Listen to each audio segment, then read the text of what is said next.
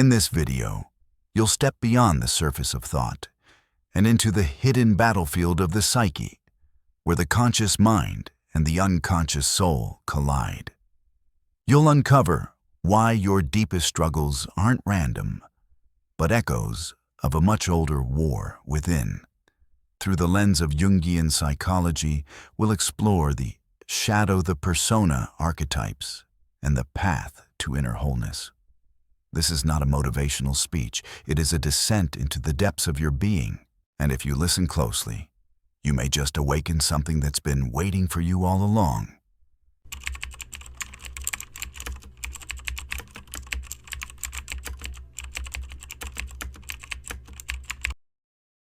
Do you know what it means to be at war with yourself? Not the petty conflicts, not the surface indecision of daily life, but a war so vast, so ancient, that it begins before memory and echoes into your dreams. A war between the light of your conscious will and the fathomless dark beneath it. That war is not new. It is older than civilization, older than your name, older than every story ever told. It is the original myth, or the battle between order and chaos, between the known and the unknown, between the mask you wear and the face you forgot you were born into this world, not as a blank slate, but as a mystery wrapped in flesh. In you lives not one self, but many. The ego, small and proud, believes it rules, but it is a lighthouse in a storm, and the ocean beneath it is the unconscious. That unconscious is not empty. It is crowded. It holds the memories you have buried, the fears you dare not name, the desires you pretend not to feel. And among them, something waits, watching patient. That is your shadow. The shadow is not evil. It is not your enemy. It is everything you refuse to accept. Every emotion you cast out, every part of yourself you labeled unworthy, unclean, unfit to be seen. But what you repress does not die. It grows teeth in the dark. The more you reject it, the more power it gains. You begin to project it onto others, hating in them what you cannot face in yourself. You moralize, you judge, you point your finger, but all the while, your soul is crying out from beneath the floorboards, "See me, integrate me, stop running." But we are taught to run from pain, from complexity, from contradiction. We are taught to polish the mask, the persona, that curated face. You show the world the mask you glue onto your soul. It smiles when you are angry. It nods when you are breaking. It performs. It belongs to the world, but it is not you. It is a compromise, and the longer you live through the persona, the more you forget what your real voice sounds like. Yet deep in your dreams, the truth keeps whispering. Symbols strange and ancient rise from the depths. Snakes, forests, falling, flying, dying, rebirthing. These are not just dreams. They are messages from the self, the wholeness within you that is watching the war unfold. The self is not your ego. It is not your mind. It is the totality of all you are, light and dark, masculine and feminine, wounded and divine. It is what you were before the world told you who to be. To walk the path of individuation is to turn inward, to leave behind the comfort of conformity and descend into the labyrinth of your psyche. This is the hero's journey, not out there, but in here. And every dragon you slay is a fear you finally faced. Every treasure you find is a truth you finally remembered. You will not return the same. Along the way, you will meet the anima, or animus, the inner opposite, the soul image, the divine twin. If you are a man, she appears in your dreams as the woman you chase, the muse. You long for the face that both wounds and awakens you. If you are a woman, he comes as the stranger, the guide, the fire-eyed wanderer who speaks in riddles and calls you home. These figures are not lovers. They are initiators. They awaken in you the qualities you disowned, the softness, the mystery, the intuition, the courage, the drive. They are mirrors. They are thresholds.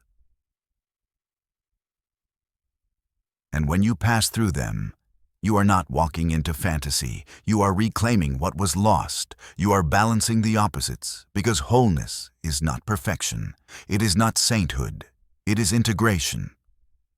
It is to hold both shadow and light in your hands and say, "This is me." But the path is hard. The unconscious does not yield its secrets easily.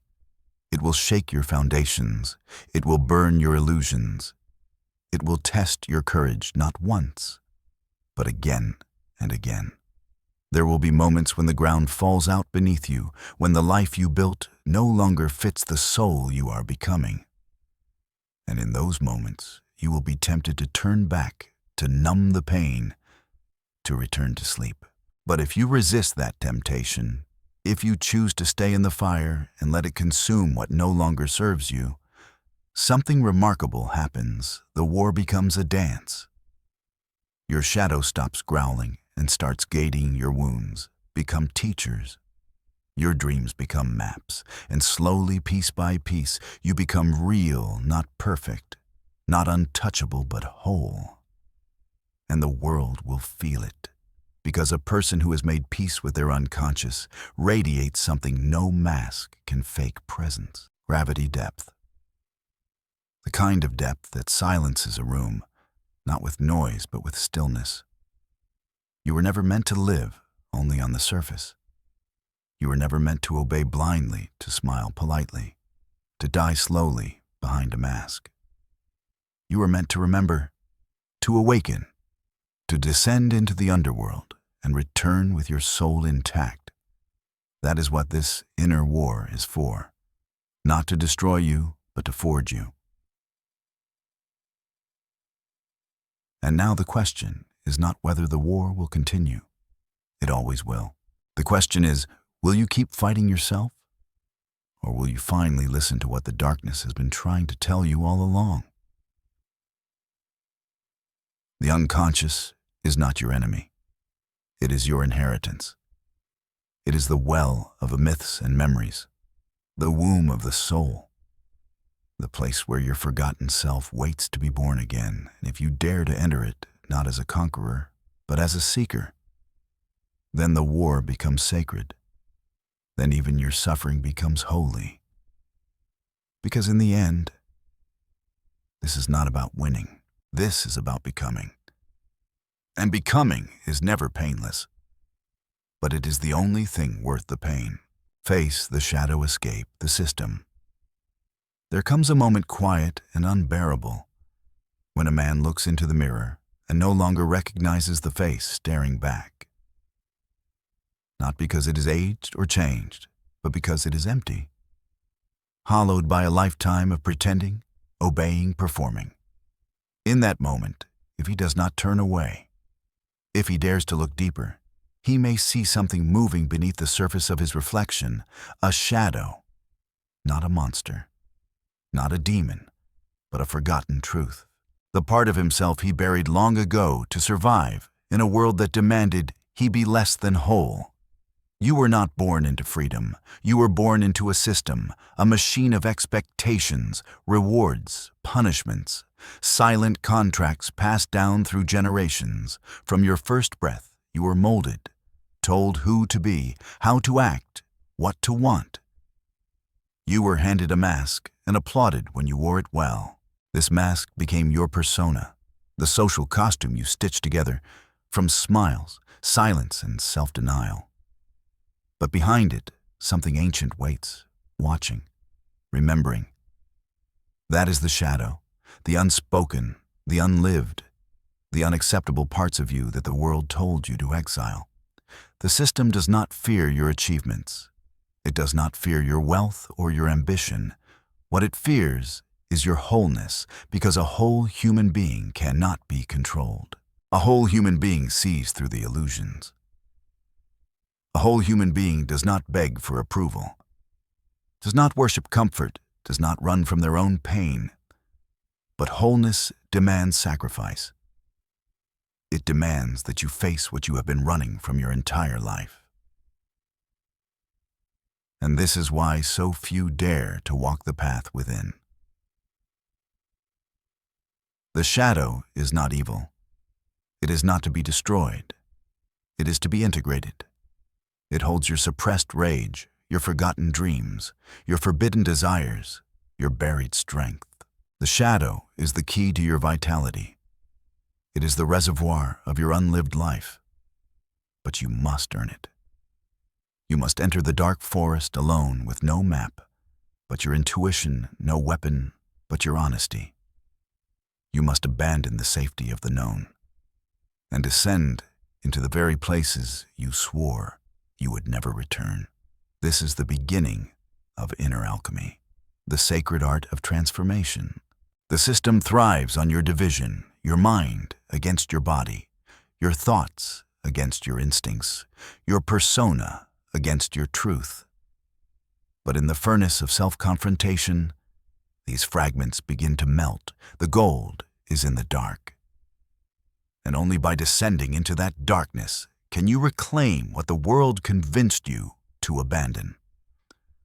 This is not rebellion for the sake of rebellion. This is rebellion as resurrection. You are not here to escape society. You are here to become someone it cannot corrupt. And the first step is this: stop lying to yourself. Stop pretending you are fine when you are crumbling. Stop numbing your pain with distractions dressed as pleasures. Stop blaming others for the silence inside you. Look at your anger. Look at your envy. Look at your fear, not to judge it, not to destroy it, but to listen. Because every emotion you repress becomes a whisper in the unconscious, and enough whispers become a scream. The system teaches you to fear discomfort.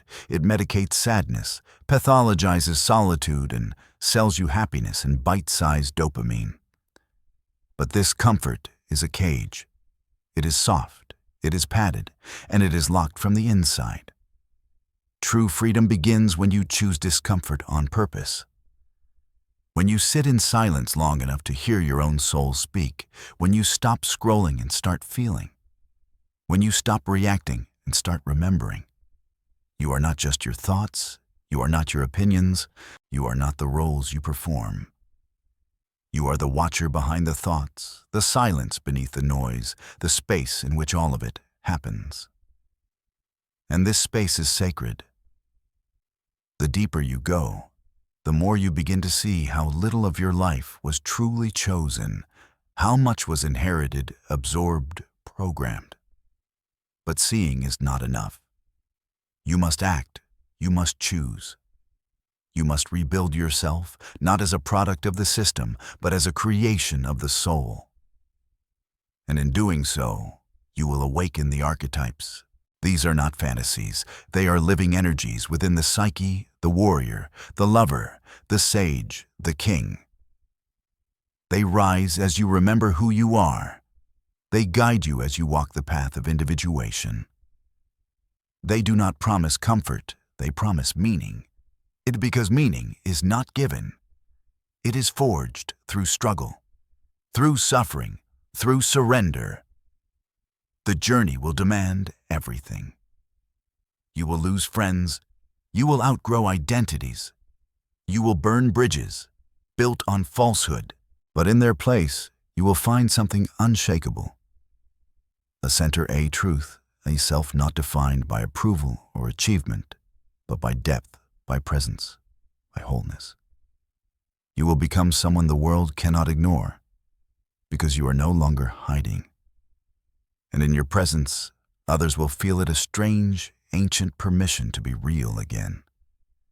But the world will resist you, not because you are wrong, but because you remind it of what it has forgotten. Your light will expose its shadows. Your truth will unsettle its lies. And so it will mock you, label you, isolate you. But this is not exile. This is initiation. You are being carved by the sacred blade of transformation. Let it cut. Let it wound, because only the wounded healer can guide others out of the dark. Do not seek to escape the system by fighting it on its terms. That only feeds it. Transcend it by becoming what it cannot understand, a soul on fire. A being who has faced the abyss and returned with gold. Face the shadow. Integrate the pain. Reclaim the parts of you that were once too wild, too raw, too honest for the world to accept. And then watch as your very existence becomes an act of quiet revolution. This is the path Jung spoke of, not the path of comfort, but of confrontation, not the path of achievement, but of awakening. To walk this path is to die and be reborn. Not once, but many times. Each time more real, each time less afraid, until one day you stand not above the system but beyond it, not as a victim, not as a rebel, but as a whole human being. And nothing is more dangerous than that. Why you fear silence so much? Why is it that when all the noise fades, when the last notification stops blinking, when the music ends and the screen goes dark, you feel a sudden tightening in your chest and a creeping discomfort, as if the silence itself is watching you? Why do you reach for your phone in the middle of the night? Not out of need, but because you cannot bear the weight of nothingness. It is not boredom you fear, it is yourself. Because in the silence, there is nowhere left to hide. Modern life is built on noise. Digital static, endless scrolling, curated images, background hums. The more we fear what lives inside us, the louder we make the world outside. But silence strips us bare. It removes the performance, it tears the mask from your face, and hands you back your reflection. And in that reflection, you do not always find peace. You find the shadow. The shadow is not some lurking monster in the dark. It is the rejected truth of who you are. The parts of you you abandoned to be accepted. The thoughts you silenced to be loved. The feelings you buried to survive. Every time you looked away from pain, every time you said, "I'm fine," when you were breaking, the shadow grew. It waits behind every moment of stillness, every pause in conversation, every breath not filled with distraction. That is why you fear silence. Because silence is not empty. It is full of echoes, echoes of what you've refused to face. Carl Jung understood this. He knew that what we repress doesn't disappear. It retreats into the unconscious and waits to be remembered. But the longer it waits, the more distorted it becomes. What we do not confront within, we project without. The enemy, the other. The thing we hate in the world is often the mirror of what we deny in ourselves. And so the world becomes loud, reactive, divided, because few have dared to sit in silence and listen to the soul. But the soul does not speak in words. It speaks in images, in dreams, in symbols that rise from the unconscious. Like smoke from an ancient fire, it speaks in feelings that have no name. In the silence, you begin to hear the whisper. A memory you've tried to forget, a desire you never admitted, a fear you always avoided. And if you do not run, if you choose to stay, the silence deepens into presence. And presence is the gateway. You have lived too long in exile from yourself. The system taught you to live from the neck up, to rationalize, optimize, produce. But the body remembers, the heart remembers. And in the quiet, they rise again. The unconscious does not care for your schedule. It cares for your soul. And when the silence is no longer something you escape, but something you enter, you begin to descend into the psyche, not as a prisoner, but as a pilgrim. This descent is sacred. It is the oldest story ever told. In every myth, the hero must journey into the underworld, face the unknown, encounter the beast or the god, and return transformed. That underworld is not out there. It is in you, and silence is the threshold. The place where the surface breaks, the place where the unconscious speaks. In the silence, you meet the archetypes, the primal patterns of the psyche that shape your inner world. You see the mother, both nurturing and devouring, You see the trickster who disrupts your plans to force your growth. You see the warrior weary from battles you never acknowledged. And you begin to realize that these figures live not in myth, but in your moods, your reactions, your dreams. They are not fantasies. They are truths, hidden in symbol, and in stillness they rise. You will also meet the anima or animus, the inner feminine or masculine that longs to be heard. She is not your fantasy, he is not your ideal. They are your other half, the soul image you must integrate to become whole. She may appear in dreams as a lost lover, a cruel enchantress, a silent muse. He may come as a broken father, a mysterious guide, a storm of fire and grief. They come not to complete you, but to confront you, to mirror the parts of yourself you left behind. But to see them, you must stay silent long enough to let them speak. You must become still enough to feel the tremor of the unconscious rising through your breath. You must resist the reflex to distract, to explain, to label. You must simply be. And this is the hardest task of all, because we are addicted to movement, to progress, to noise. But none of those things can take you where you truly long to go. Only silence can open the door. The silence you fear holds the self you've forgotten, the part of you that was never shaped by the world, the part that does not seek validation or victory, the part that remembers why you came here. This is the self, not the ego, not the role, but the totality. It is the center and the circumference, the still point in the turning world. And it waits in the depths, whispering through dreams, aching through symptoms, calling you home.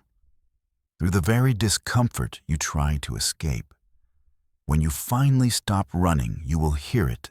You will feel the tension between the life you live and the life you were meant to live. And that tension is holy. It is the pressure of the psyche demanding wholeness. The longer you ignore it, the more fragmented you become. The more you obey the noise, the less you remember who you are. But when you turn toward the silence, the fragmentation begins to heal. Do not mistake stillness for passivity. It is the most active thing you can do. To sit with yourself, to witness the thoughts rise and fall without clinging. To face the shadow without flinching, to hear the soul without interrupting. This is not escape. It is initiation into depth, into presence, into truth. You were never meant to live on the surface. You were meant to dive to drown, even in the depths of your own being, and return not with perfection, but with integration. Silence is the sea in which you remember how to swim. So the next time you feel that restless, pull toward distraction, the urge to scroll, to consume, to flee, pause. Listen, that discomfort is the doorway. Walk through it. And on the other side, you may find something you never knew you lost yourself. Trapped by pleasure. The illusion of freedom. You think you are free because you can choose between 1,000 flavors of distraction, because no one stands over you with a whip, because the cage is made of glass and the door is wide open. But freedom is not the ability to indulge every impulse. It is the strength to choose what serves your soul over what satisfies your craving. And if you look closely, you'll see it. The more you chase pleasure, the more it escapes you. The more you numb your discomfort, the more hollow you become. You are not free. You are sedated, programmed. Trained to seek what pacifies you, not what awakens you. This is not pleasure as joy, not pleasure as beauty or intimacy or awe.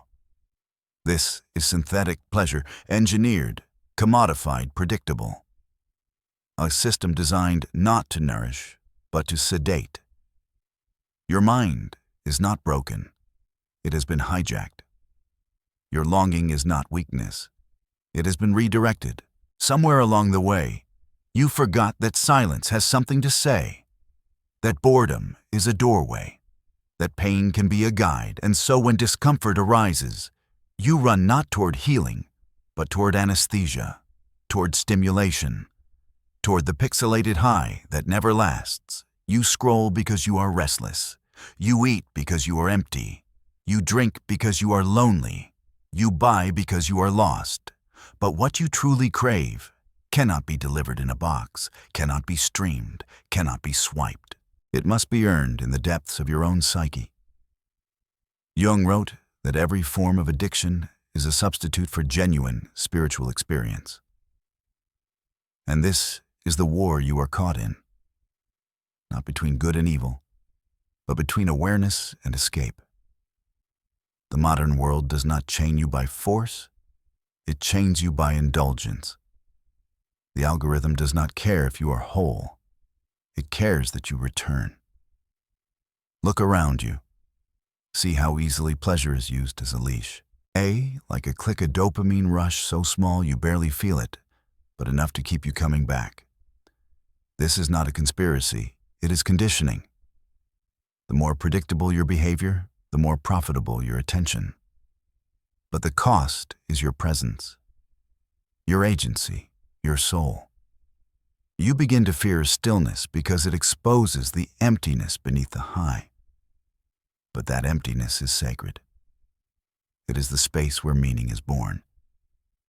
And you cannot fill it with noise without burying yourself in the process. The unconscious is not fooled by your distractions.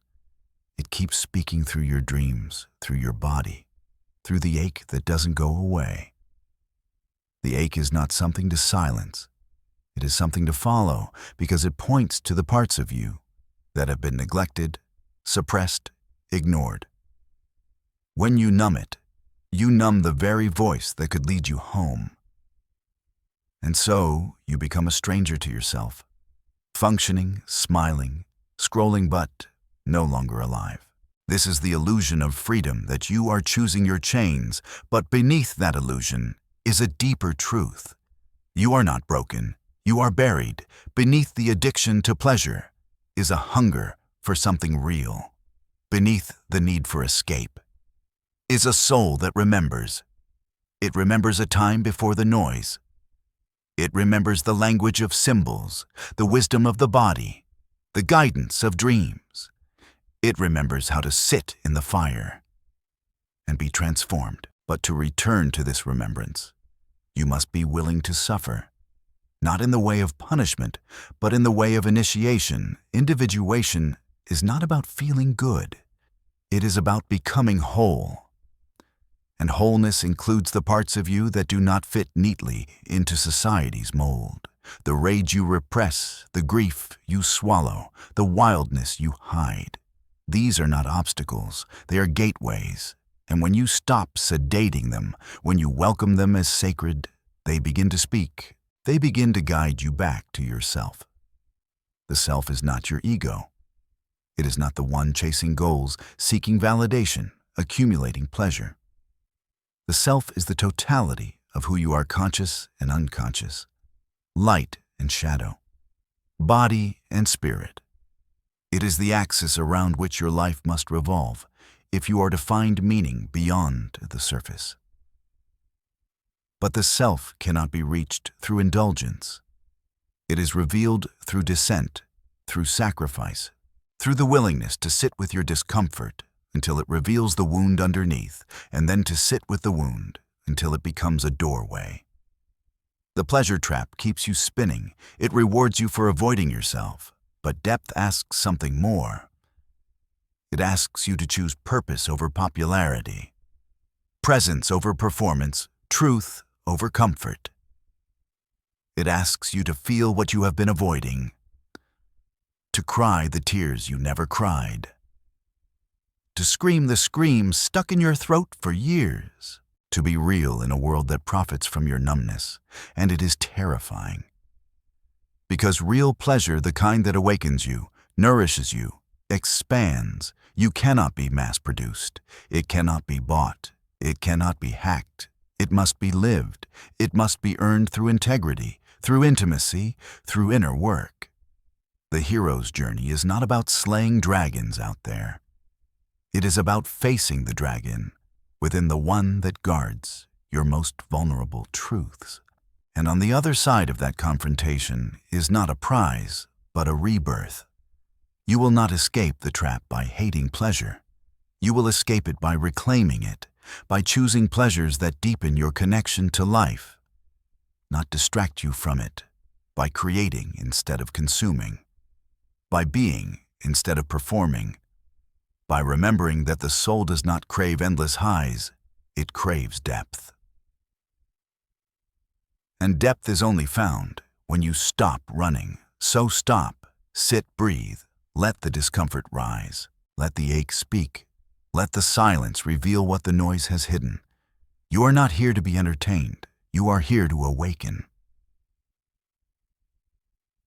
And if you can endure the withdrawal from the system of pleasure, you will remember something ancient, something powerful.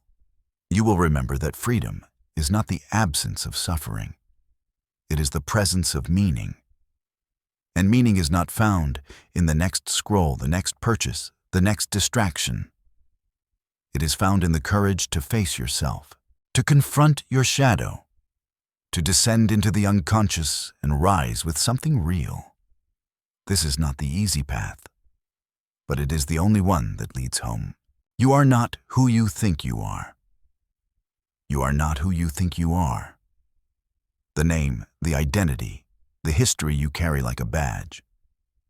These are surface ripples on a vast and hidden ocean.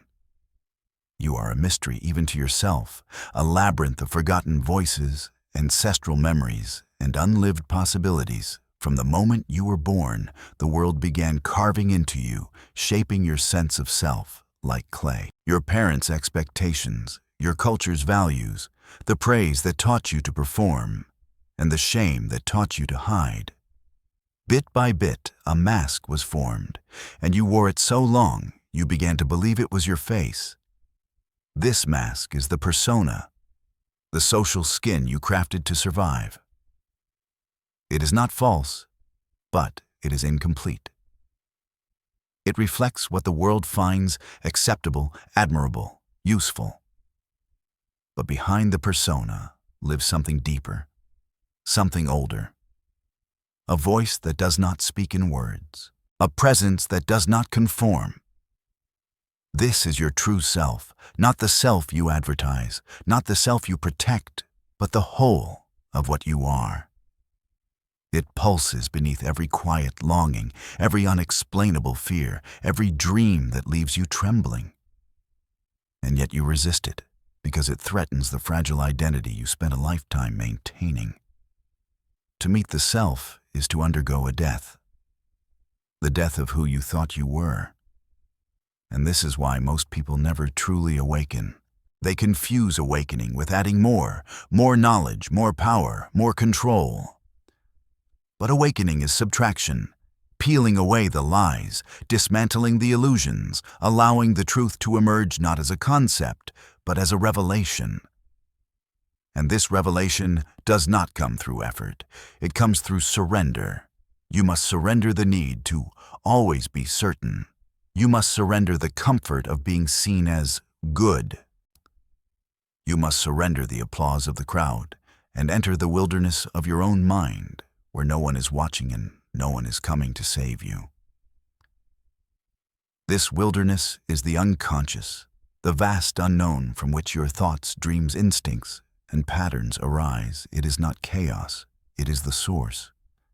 And within it lie the pieces of your forgotten wholeness. Carl Jung called this journey individuation, the slow, sacred process of becoming who you truly are. Not a better version of your ego, but a union of opposites. Light and dark, masculine and feminine, broken and divine. This path is not linear. It spirals. It circles back. It confuses because you are not a straight line. You are a constellation of contradictions. And each contradiction is holy. You are not only your virtues, you are also your shadow. The anger you suppress, the envy you deny, the pain you pretend to transcend. The shadow is not evil. It is everything you disowned to be accepted. And until you face it, It will rule you from beneath the surface. It will speak through your projections, distort your relationships, sabotage your growth. But when you face it, when you hold its gaze without flinching, it begins to transform. It becomes your teacher, your mirror, your ally. But to do this, you must descend into silence, into stillness, into the uncomfortable truths you've avoided all your life. And there in the dark, you will meet not monsters but messengers, archetypes that have guided humanity for millennia. The wise old man, the great mother, the trickster, the warrior, the child. These are not fantasies. They are psychic blueprints, living structures within your psyche.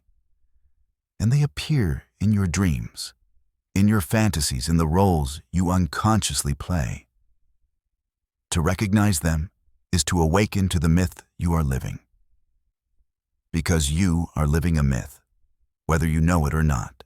Not the myth written in books, but the myth written in your soul. A personal mythology, unique yet universal. The story of your becoming, the journey from fragmentation to wholeness, from persona to self. And every hardship, every heartbreak, every breakdown is not a detour. It is the initiation, the calling to awaken. You are not here to perform. You are here to remember what it means to be fully alive, to feel everything, to carry your wounds with dignity, to love without masks, to speak with a voice that rises from your center, not your script. And this remembering is not a task, it is a return to what you were before the world told you what to be. The ego resists this return. It clings to roles. It fears dissolution. It wants clarity, identity, permanence. But the soul moves like water. It cannot be grasped. It must be surrendered to. And when you finally let go, when you release the story you've been telling yourself, you fall into something vast. And that vastness is not emptiness. It is freedom. Freedom not to become anything, but to be everything you already are. To inhabit your contradictions, to dance between your darkness and your light, to walk the razor's edge of truth. This is not self-improvement. This is self-remembrance. You are not a problem to be solved. You are a mystery to be lived. And when you live from that mystery, something changes. You stop needing to prove yourself. You stop asking the world for permission to exist. You begin to trust your intuition, your body, your dreams. You speak more slowly. You love more deeply. You walk with a quiet power that no performance can imitate. Because you are no longer pretending. You are no longer who you think you are. You are who you were before you learned to forget. The perfect prison has no walls. The perfect prison has no bars, no guards, no locked gates. Its brilliance lies in its invisibility.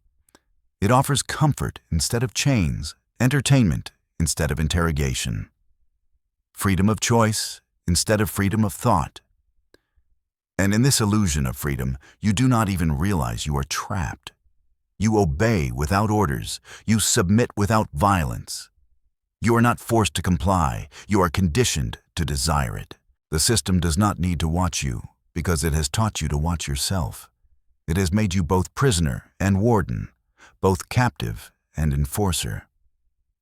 And the deeper tragedy, you thank it for the cell. You do not fear oppression. You fear discomfort. You do not resist the system because you cannot see it. It hides behind what you crave: convenience, connection, stimulation. You are bombarded with pleasures that ask for nothing, require nothing, change nothing. You scroll, you consume. You nod along, never questioning the voice that says, "This is enough." But inside you, something rebels, something aches, because your soul was not born to be pacified. It was born to awaken. But awakening is dangerous to the perfect prison. It begins with questions. Why do I feel so restless? Why do I fear silence? Why do I avoid being alone with my thoughts? These are not trivial inquiries. They are cracks in the illusion. And the system will do everything to patch them. It will flood you with dopamine. It will distract you with crisis. It will keep you busy, entertained, consumed. Because if you ever stopped long enough to feel the emptiness beneath the noise, you might remember who you really are. And that memory is a threat, because who you really are cannot be controlled. Only the self and the totality of your being conscious and unconscious is not a consumer, not a cog, not a reflection in the algorithm's mirror. It is sovereign. It is rooted in truth. It speaks in symbols and dreams, not hashtags and headlines. But to hear it, you must go inward, into the unconscious, into the wilderness beneath the mask. This is the path of individuation, the alchemical journey toward wholeness. And it always begins with the same moment and the refusal to pretend. You begin by confronting the shadow, not the darkness of the world, but the darkness within the parts of yourself you denied to be accepted. Your anger, your lust, your grief, your fear. These are not flaws, they are fragments, and when they are ignored, they do not disappear. They distort, they leak into your relationships, your addictions, your projections. You start blaming others for what you will not face in yourself. But the shadow, when faced, becomes a guide. It shows you where you split. It leads you back to what you abandoned. And once you step through that threshold, the prison begins to flicker. The walls do not crumble in an instant. They dissolve slowly each time you choose depth over distraction. Each time you say no to false pleasure and yes to presence. Each time you look at your pain and see a message instead of a mistake. The more conscious you become, the less the system can seduce you. You see its mechanisms for what they are, not evil, but empty. Not malicious, but mechanical. It is not the enemy. It is the echo of a world that forgot how to feel. The prison is maintained by collective amnesia. We forgot the language of the soul. We forgot that symbols matter, that dreams carry wisdom, that stillness is not laziness, but revelation. We turned the sacred into superstition. We replaced myth with marketing ritual, with routine initiation, with entertainment. But beneath the noise, the soul still whispers. It whispers through the ache you feel when you stare at the ceiling at night, through the tears that rise without warning, through the sense that something essential has been lost. That something is you, not the version molded by the world, but the original pattern, the blueprint of your becoming. It still lives inside you, buried beneath roles and routines, and to reclaim it, you must become wild again, not reckless, but real. You must unlearn the idea that to be good is to be obedient. You must reclaim your instincts, your intuition, your imagination. These are not luxuries. They are survival tools for the soul. You must also encounter the inner feminine or masculine, the anima or animus. These are not gender roles. They are energy's lost aspects of your own soul. She is the intuitive, the mysterious, the emotional, the soul voice you have ignored. He is the action, the fire, the boundary, the clarity you have feared. They do not appear to flatter you. They appear to complete you. They demand balance. They demand attention. And when they are integrated, something ancient is restored, your ability to love, without dependency, to act, without domination, to feel without being consumed. This is the sacred rebellion. Not against society, but against unconsciousness. It is not about overthrowing systems, but outgrowing them, not about attacking the outer world, but awakening the inner one. You are not here to be a pawn in someone else's story. You are here to write your own myth, to walk your own path, to awaken what sleeps in your blood. And yes, it will cost you. Awakening always does. You will lose the comfort of conformity. You will be misunderstood. You will be called dramatic, intense, even mad. But do not flinch.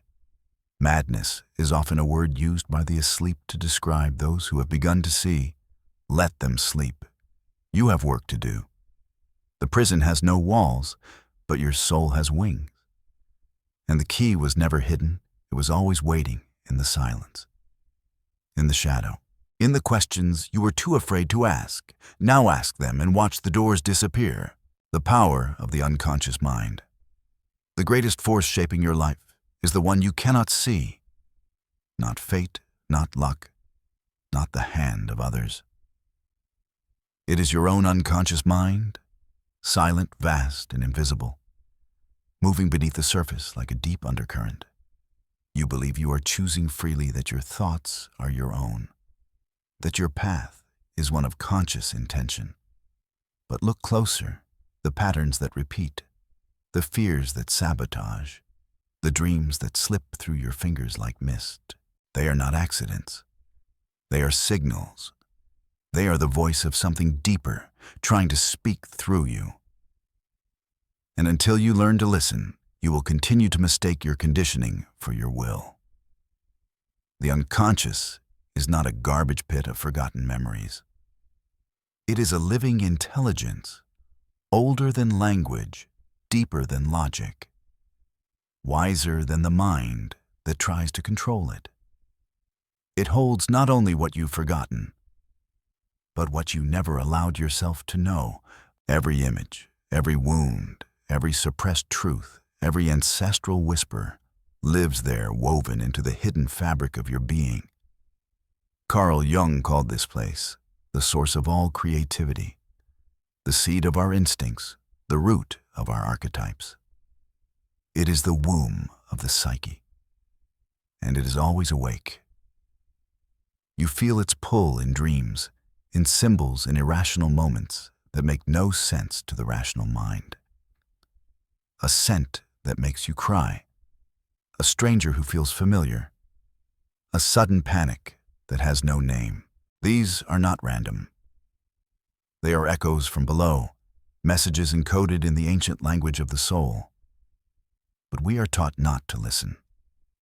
We are taught to override, to suppress, to explain away. And in doing so, we silence the very compass meant to guide us home.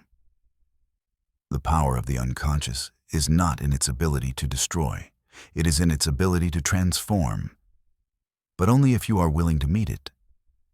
Not from above, but from within. You must descend into the depths, into the parts of yourself you fear, deny, ridicule, the rage you hide, the grief you won't admit, the longing that feels too tender to name. These are not flaws.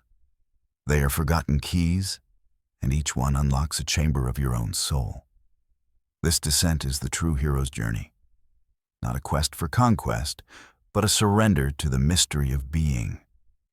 You do not enter the unconscious as a conqueror. You enter as a guest, with humility, with reverence, with the understanding that you are not here to dominate your inner world, but to be changed by it, because the unconscious does not obey force. It opens only to presence. And when it does open, it reveals what Jung called the archetypes, primordial forms, living patterns of energy that shape the human experience. These are not ideas. They are the psychic gods of the inner world, the child, the shadow, the mother, the sage, the lover, the warrior. They are not characters you act out. They are forces that move through you, speak through your dreams, dance behind your decisions. And when you do not recognize them, they possess you. You become them without knowing it. You react instead of respond. You repeat instead of evolve.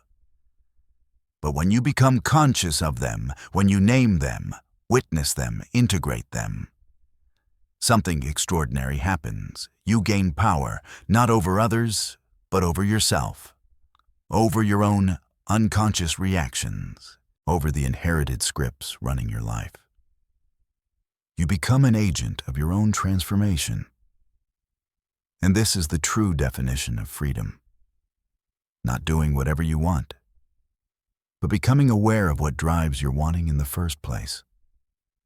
This is the alchemy of psyche.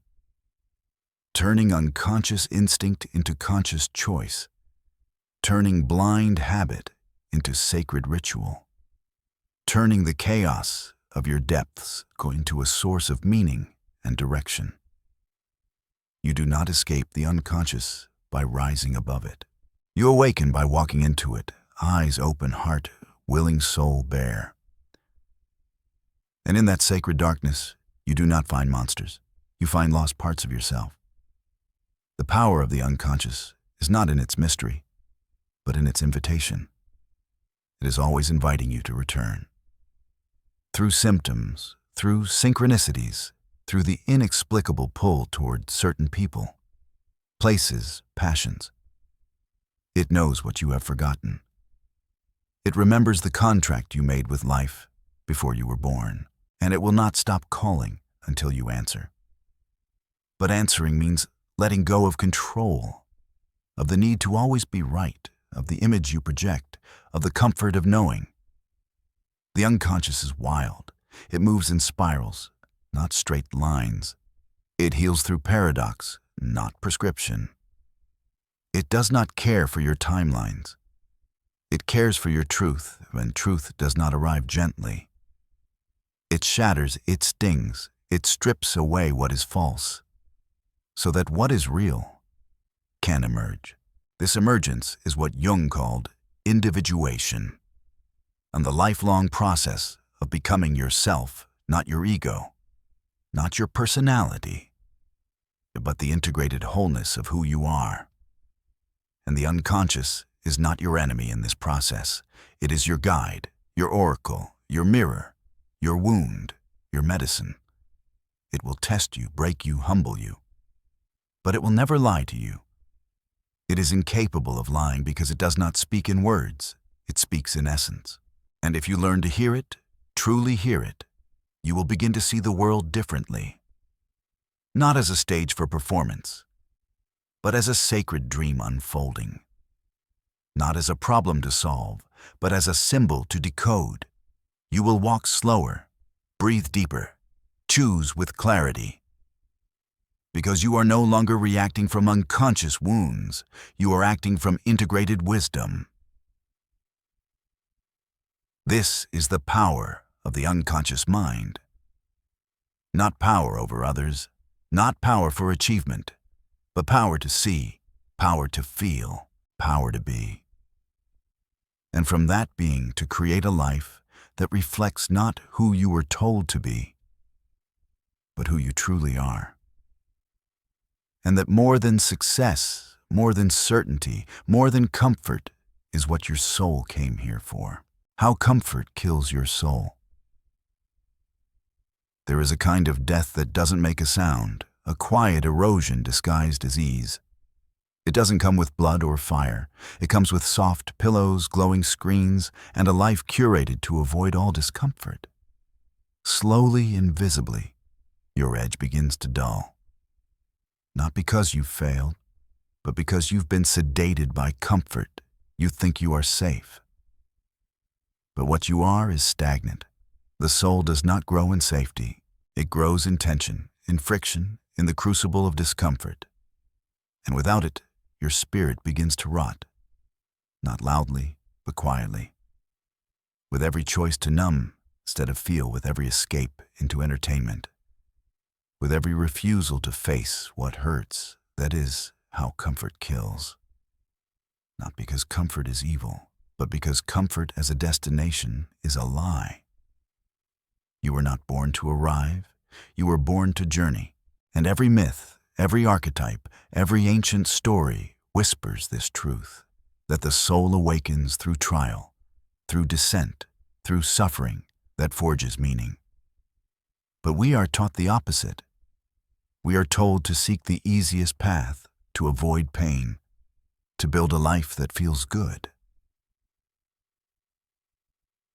And so we chase pleasure, distraction, security. And in doing so, we trade vitality for predictability. We build prisons that look like paradise. Carl Jung warned of this, of the shrinking of the soul in the face of too much comfort. When you are never tested, you never know what lives within you. When life never wounds you, you never learn how to heal.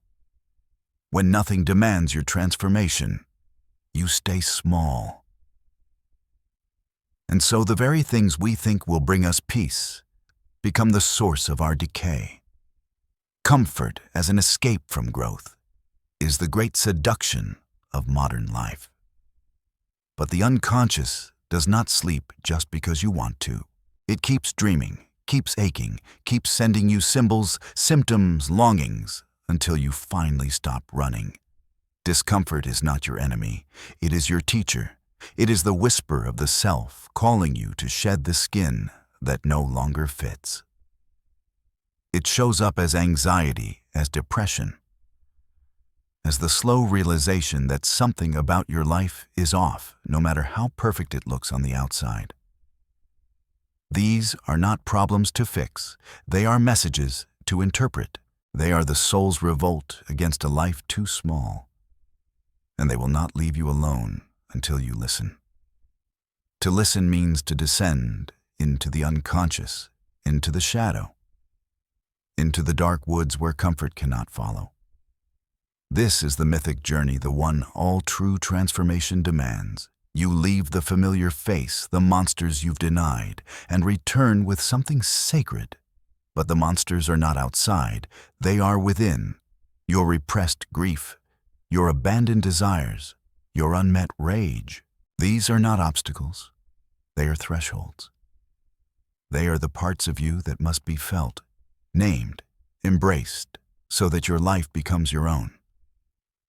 Again, most people never make this descent. They circle the surface of themselves forever, mistaking avoidance for peace. They decorate the cage they call numbness, happiness. They spiritualize escape. But the soul is not fooled. It hungers for depth, for fire, for truth. And until you answer, it will keep breaking you in the exact places you refuse to look. You will lose people on this path, not because they are bad, but because they are comfortable with who you used to be. You will lose identities, patterns, coping mechanisms. You will watch your carefully constructed life fall apart. But what falls apart was never truly you. It was the scaffolding, the costume, the illusion of stability. And in the rubble, you will find something real. A self that does not need validation to exist. A self that does not fear discomfort because it has learned to walk with it. A self that does not seek ease, but meaning. Meaning is born in the fire.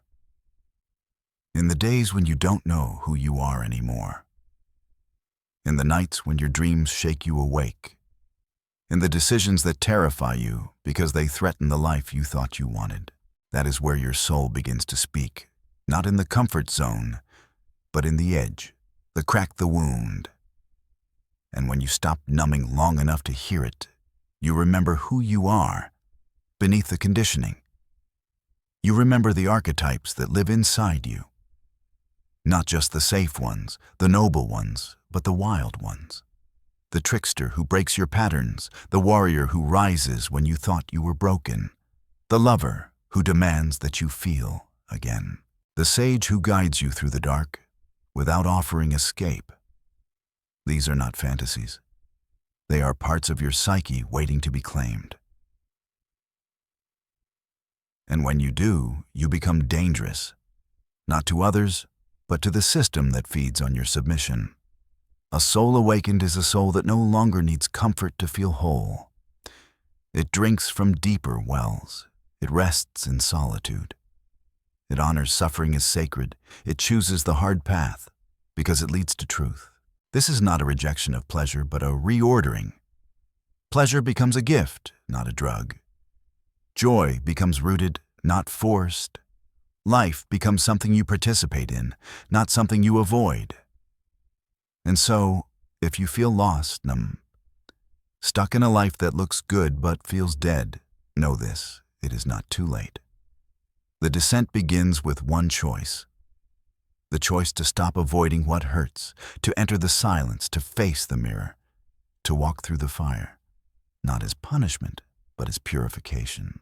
What awaits on the other side is not perfection, it is presence. It is power. It is you returned to yourself. Comfort is easy, but easy was never the goal.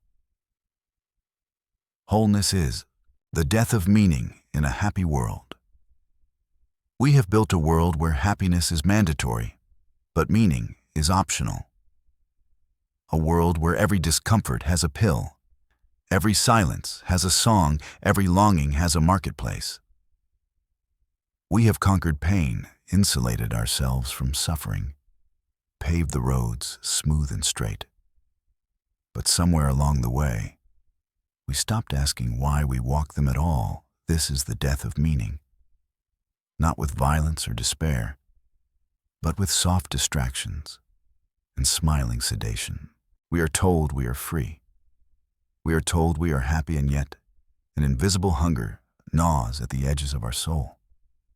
Because the soul does not want ease, it wants depth. What is meaning? It is not comfort. It is not the absence of suffering. Meaning is what burns at the center of a life that is truly lived. It is the thread that connects joy to sorrow, beauty to grief, light to shadow. It is what allows you to endure, to grow, to suffer with dignity and love, with your whole being. But meaning cannot be mass-produced. It cannot be sold. It cannot be downloaded in 3 easy steps. It must be earned through descent, through loss, through the confrontation with everything inside you that you were taught to avoid. Carl Jung saw it clearly that modern man is in search of a soul, not because the soul is gone, but because we have abandoned the places where it speaks. We no longer dream. We scroll. We no longer sit in silence. We consume. We no longer confront the gods we entertain ourselves until we forget we ever had questions. But the unconscious does not forget. It waits beneath the surface watching, as we mistake stimulation for vitality, happiness for purpose, smiles for truth, and eventually it rebels. The rebellion does not begin with fire. It begins with emptiness, with the slow realization that all the pleasures in the world cannot touch the part of you that feels hollow, that no amount of applause can drown the voice asking, "Is this all there is?" This voice is not depression. It is initiation. It is the soul's refusal to be satisfied with a life of surface-level satisfaction. It is the ancient memory that you were not born for safety. You were born for transformation. But transformation is not a clean process. It requires the death of what is false. The death of roles, masks, identities, beliefs that once served you, but now keep you asleep.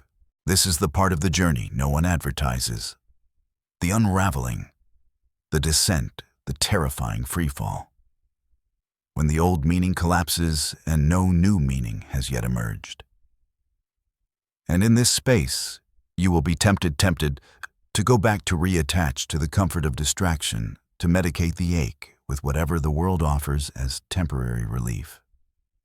But if you stay, if you resist the urge to numb, something holy begins to stir. You begin to dream again.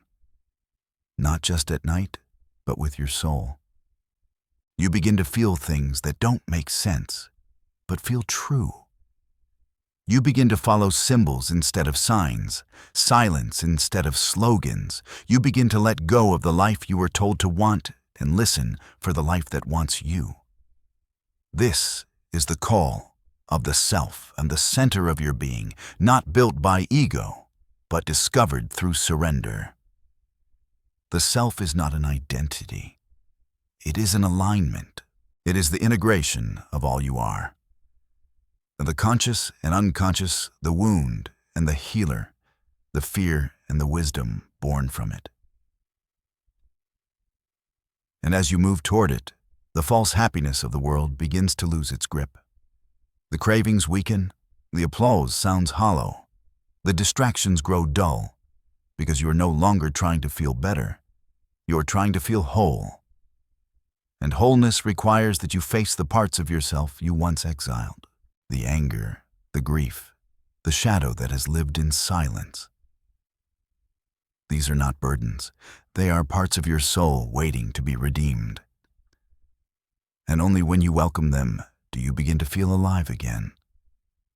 Meaning does not arrive. It is made in the choices you make when no one is watching. In the truth you tell when it's easier to lie. In the silence you endure so you can hear what the noise has buried. It is carved from suffering, forged in stillness, lit by the fire of authenticity.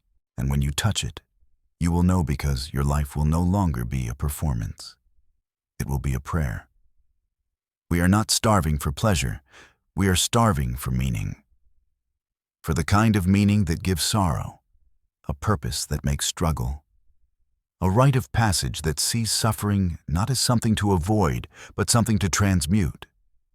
This is inner alchemy, the transformation of pain into wisdom, of longing, into vision of shadow, into soul. But it only happens when you stop pretending that happiness is the goal. Happiness is fleeting, but meaning endures. And it does not come easy. It asks for sacrifice, for surrender, for the willingness to be cracked open so that something deeper can be born. Not a new belief, not a new brand, but a new way of being. One that honors the mystery of life instead of trying to manage it. One that welcomes the unknown as a teacher. One that kneels before the sacred instead of scrolling past it. If you feel lost in a world that insists you should feel found, know this: you are not broken. You are being broken open. You are shedding what no longer fits. You are mourning the life you were told to want, so that you can live the one that is actually yours. This is not failure, it is awakening. The death of meaning is not the end, it is the threshold. And on the other side is a different kind of happiness, not the kind that comes from avoiding pain, but the kind that rises from having faced it and found your soul still intact. You were never meant to be endlessly content. You were meant to be fully alive. Let the world chase happiness. You chase meaning.